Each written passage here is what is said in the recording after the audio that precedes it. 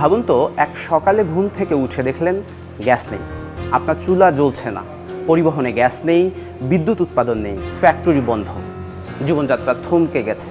এগুলো কি অবাস্তব কিছু? না, এই বাস্তবতা খুব বেশি দূরে নয়। বাংলাদেশ যদি জ্বালানি বিষয়ে খুব বেশি সচেতন না হন, তাহলে আগামী কয়েক বছরের মধ্যে বাংলাদেশ জ্বালানি সংকটের ভয়াবহ বাস্তবতার মুখে পড়বে। গ্যাস বাংলাদেশের ভবিষ্যৎ কিভাবে প্রভাবিত করতে পারে, গ্যাসের মজুতের অবস্থা কী এবং গ্যাস সংকট থেকে আসলেই কি পরিত্রাণ পাওয়া সম্ভব?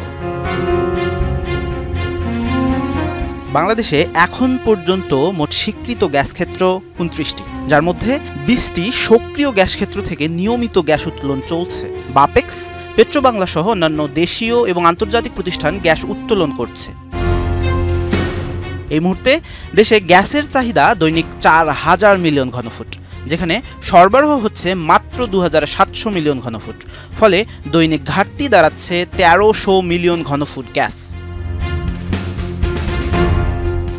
পেট্রোবাংলার ২০২৪ সালের প্রতিবেদনে বলা হয়েছে, দেশের মোট গ্যাস মজুদ প্রায় ৩০ ট্রিলিয়ন ঘনফুট, যার প্রায় ১৯ ট্রিলিয়ন ঘনফুট ইতোমধ্যেই ব্যবহৃত হয়েছে। বর্তমান ব্যবহারের হারে এই মজুদ চলবে আর মাত্র ৭ থেকে ৯ বছর।